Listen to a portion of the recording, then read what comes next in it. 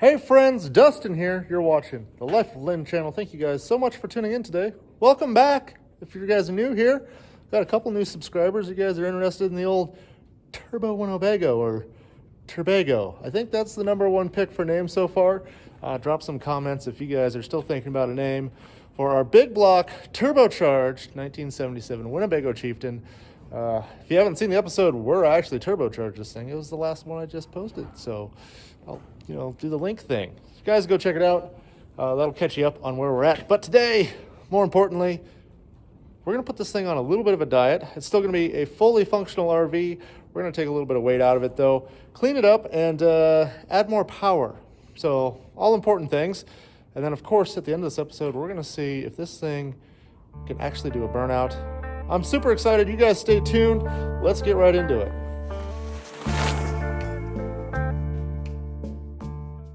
It is January. It's a little chilly, but that is perfect boost weather. And I'm starting by removing the turbo. Guys, right here behind the used-to-be turn signal is where our GT45 is normally mounted. But today I have it off. Everything's unbolted. I'm actually going to be clocking the center cartridge of the turbo a little bit. I had it straight across, which doesn't drain oil very well, which makes oil bleed out the seal of the back of the turbine and makes this thing smoke incredibly bad. So we're going to clock that center section so the oil feed drains down properly and gets down to our drain line, which is right there. There'll be better flow so we don't get a big smoke show for no reason. Speaking of smoke show, I did have some pretty major oil leaks.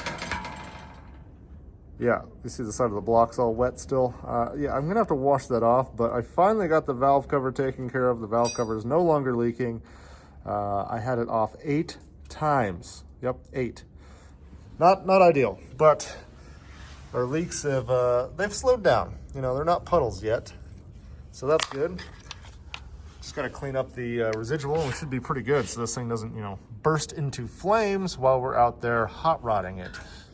If you guys don't know, it has the ACES EFI system. It's got a 7-inch touchscreen dash. It's tunable. It's essentially like a TBI unit. With an O2 sensor and everything. That way we can really control our air-fuel ratio while we're adding our boost. A couple things up here. Since I had to remove the old expansion tank, put a new one in. Nice one. Got a level gauge and everything sitting above the radiator, so that way every time I drive it, it doesn't puke half a gallon of antifreeze on my floor anymore. So pretty excited about that. Dialing in a couple things, doing some maintenance issues, fixing up, getting some weight out of this thing, and then we're going to clean it up, put it all back together. Also, guys, part of taking the turbo out is so I could enlarge that hole so I could get the whole turbo sticking out of that area there. Plus, look at this little guy. This is an LED ring that has both white daytime running lights on it and a amber turn signal. So it's going to fit just perfectly around the turbo there. I'm going to put one on the other side there to make it match. But that's going to be super cool. New turn signal on this thing and highlight our turbo intake. Of course, guys, you guys are yelling at me about the sucking in dirt thing, okay? Half of you are like, I've had a hot rod forever, has never had an air filter on the turbo. And then the rest of you are like, that thing's already destroyed. Guys, it's fine. She's race ready. I've only been down the road twice with it. It hasn't sucked up a bird. We're going to get right into this. It's going to be a real fun one today. Can't wait to see if we can do a burnout on this thing.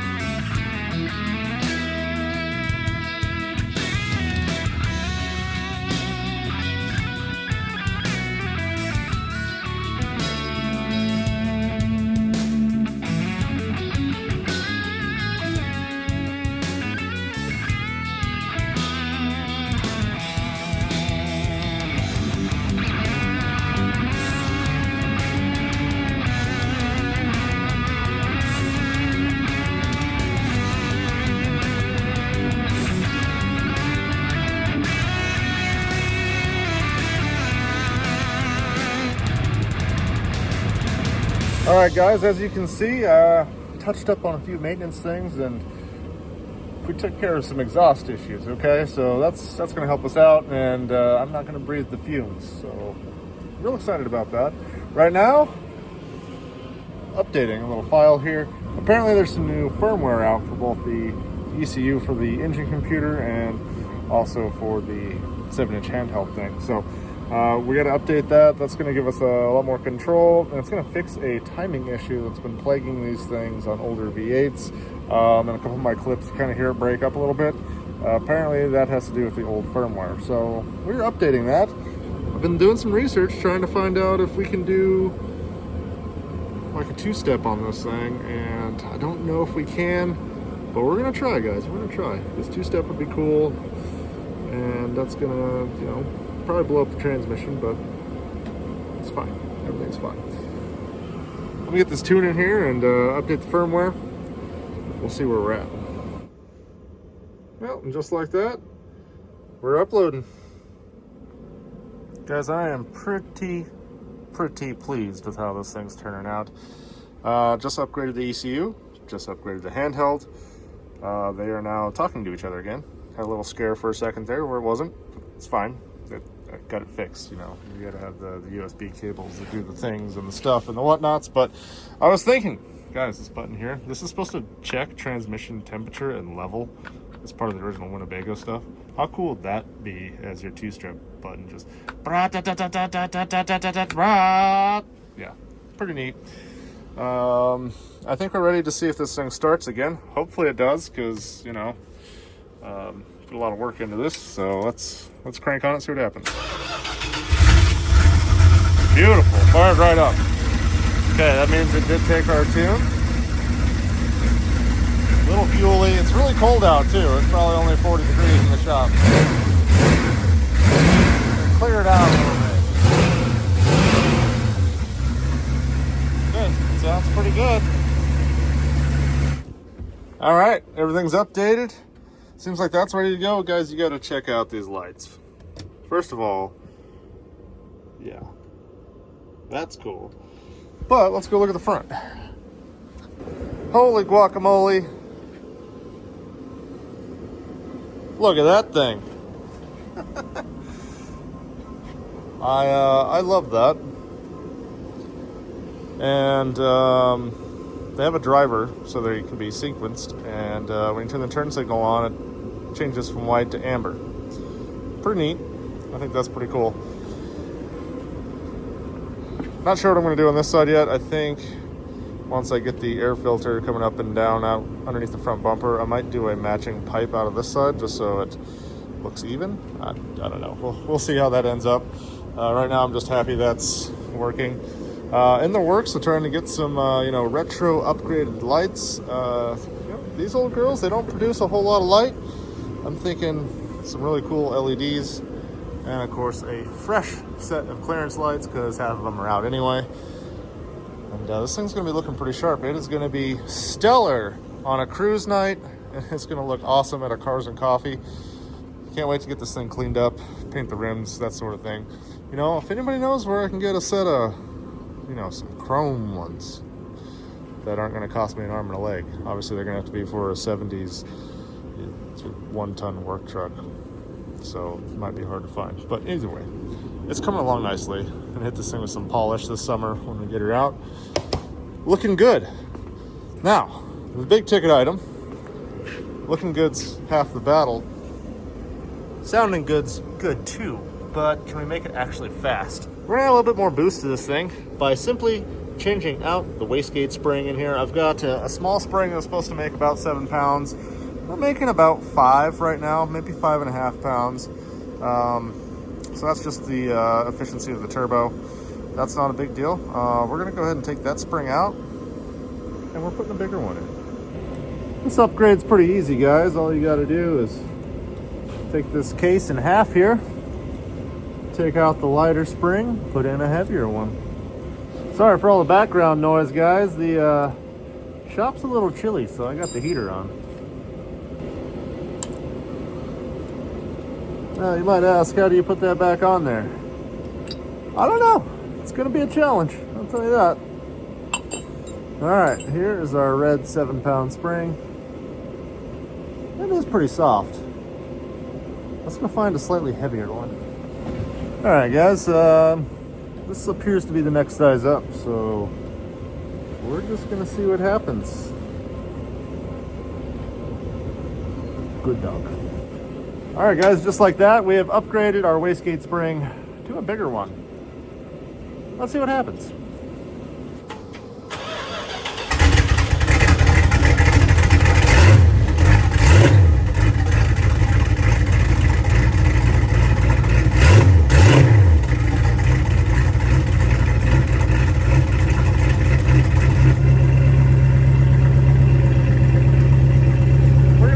Up with some spicy fuel and take it for a hot lap.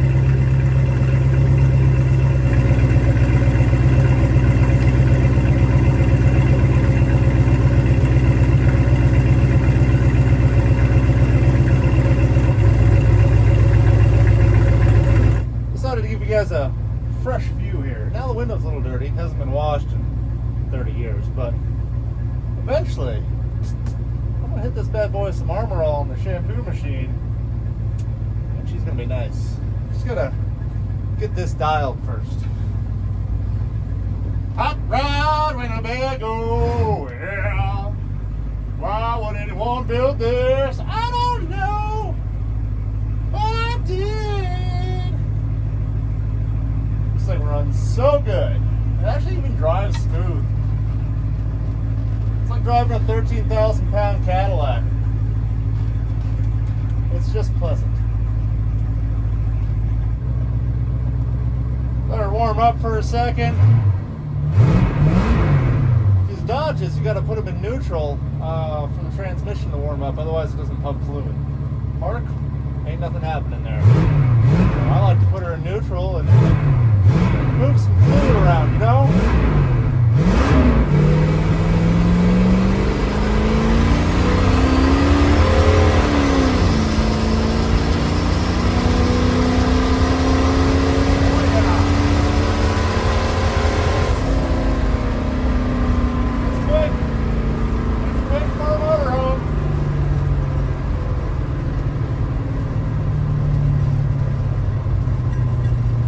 She's 190 degrees.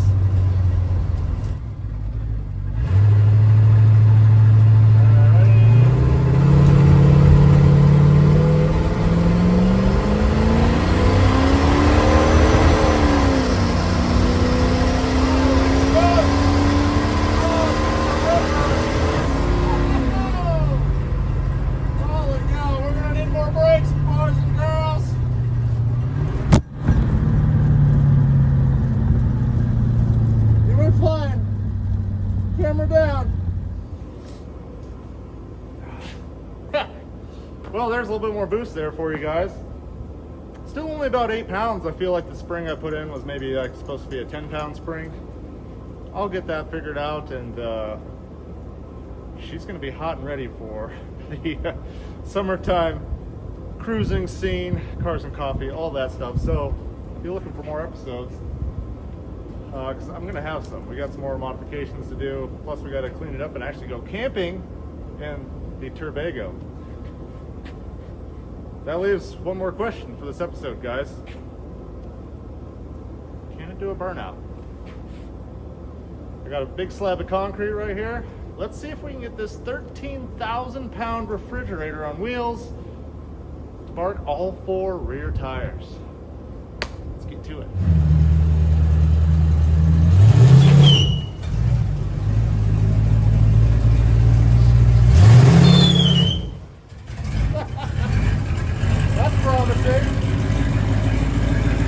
You guys ready?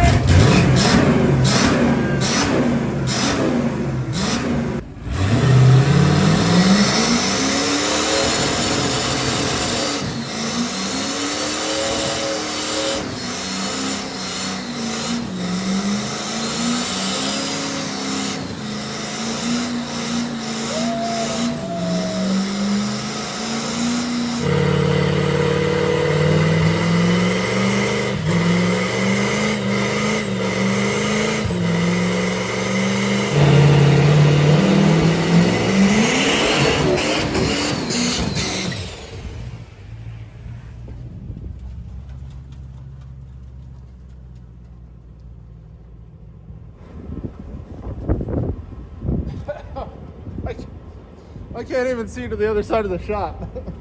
I got windows open and lights on, but you can't even like barely see that window's open over there. Look at that. Roasted all four. Man, what have I built? What a machine. Love it.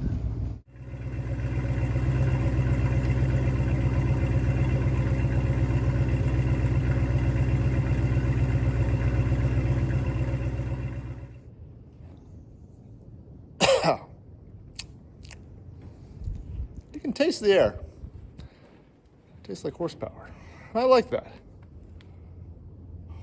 What have I built?